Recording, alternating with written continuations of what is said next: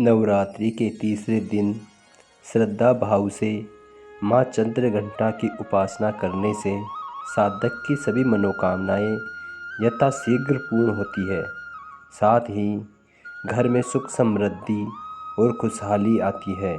अगर आप भी माँ चंद्रघंटा की कृपा के भागी बनना चाहते हैं तो विधि पूर्वक माँ की पूजा उपासना करें।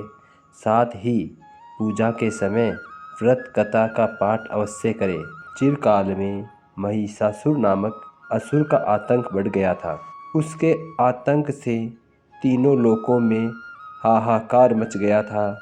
भगवान द्वारा प्रदत्त अतुल बल से महिषासुर बहुत शक्तिशाली बन गया था।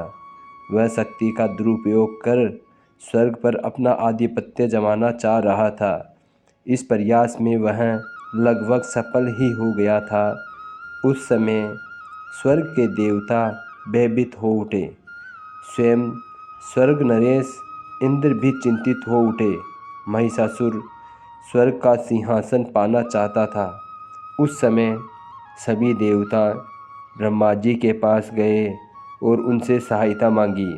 ब्रह्मा जी बोले, महिषासुर को परास्त करना आसान नहीं है। इसके लिए हम सभी को महादेव की शरण में जाना पड़ेगा। उस समय सभी देवता सबसे पहले जगत के पालनहार भगवान विष्णु के पास गए और उनसे सहमति लेकर सभी महादेव के पास कैलाश पहुँचे। स्वर्ग नरेश इंद्र ने आप बीती महादेव को सुनाई। स्वर्ग नरेश इंद्र की बात सुन महादेव क्रोधित होकर बोले, महिषासुर अपने बल का गलत तरीके से प्रयोग कर रहा है। इसके लिए उसे अवश्य दंड मिलेगा। उस समय भगवान विष्णु और ब्रह्मा जी भी क्रोधित हो उठे और उनके क्रोध से एक तेज प्रकट हुई। यह तेज यानी ऊर्जा उनके मुख से प्रकट हुई। इसी ऊर्जा से एक देवी प्रकट हुई। उस समय भगवान शिव ने देवी माँ को अपना त्रिशूल दिया। भगवान विष्णु ने अपना सुदर्शन चक्र दिया। स्वर्ग नरेश इंद्र ने घंटा प्रदान किया।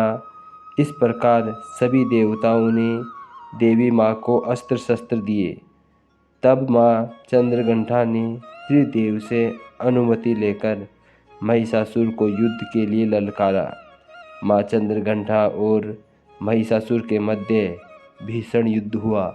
इस युद्ध में माँ के प्रहार के सामने महिषासुर टिक न सका। उस समय महिषासुर का वध कर माँ ने तीनों लोकों की रक्षा की। तीनों लोकों में माँ के जयकारे गूंजने लगे।